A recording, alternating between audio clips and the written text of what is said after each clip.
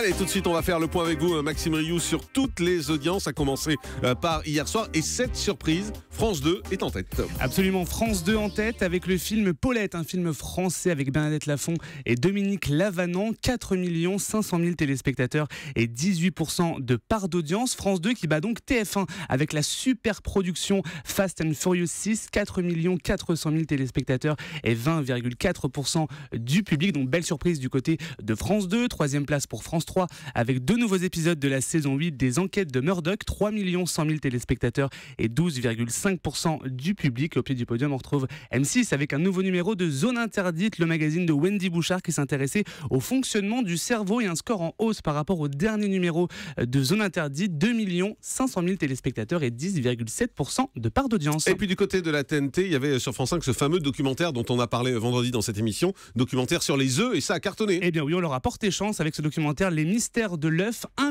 200 000 téléspectateurs au rendez-vous, 4,5% de part de marché. Et en deuxième partie de soirée, hier soir, il y avait Un jour un destin avec Rachida Dati qui a fait plus fort que les experts. Absolument, France 2 avec un nouveau numéro d'Un jour un destin, et qui signe donc le meilleur score depuis la rentrée du magazine. Un très beau score, 1 800 000 téléspectateurs au rendez-vous et 14,4% du public. Donc un très beau score pour Un jour un destin. Et on jette rapidement un coup d'œil sur les autres audiences de ce week-end, à commencer par samedi. Avec TF1 en tête, avec la Coupe du Monde de rugby et le match Angleterre-Pays de Galles. 4 800 000 téléspectateurs ont assisté à la victoire des Gallois. France 3 était deuxième avec le téléfilm inédit Les Années Perdues, suivi par 2 700 000 téléspectateurs. Troisième place donc pour France 2 avec son émission C'est votre vie consacrée à France Galles. Du côté de vendredi, TF1 était leader avec le lancement de la deuxième saison de The Voice Kids. Les jeunes talents ont réuni 5,6 millions de téléspectateurs, 26,2% de public, un score en légère baisse par rapport au lancement de la première édition. Et France 2 était deuxième avec sa série Les Petits Meurtres d'Agatha Christie,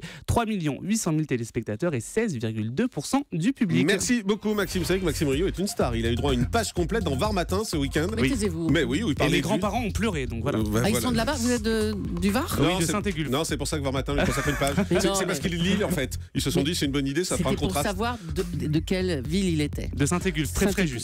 Voilà, et donc c'est une pleine page, vous vous rendez compte? Génial. Le Varois d'Europe 1, ça Ah s'appelle. bah tiens, bah voilà. Ça fait plaisir. Merci Le pour cette Varois. analyse jolie. On fait une pause, on se retrouve dans un instant.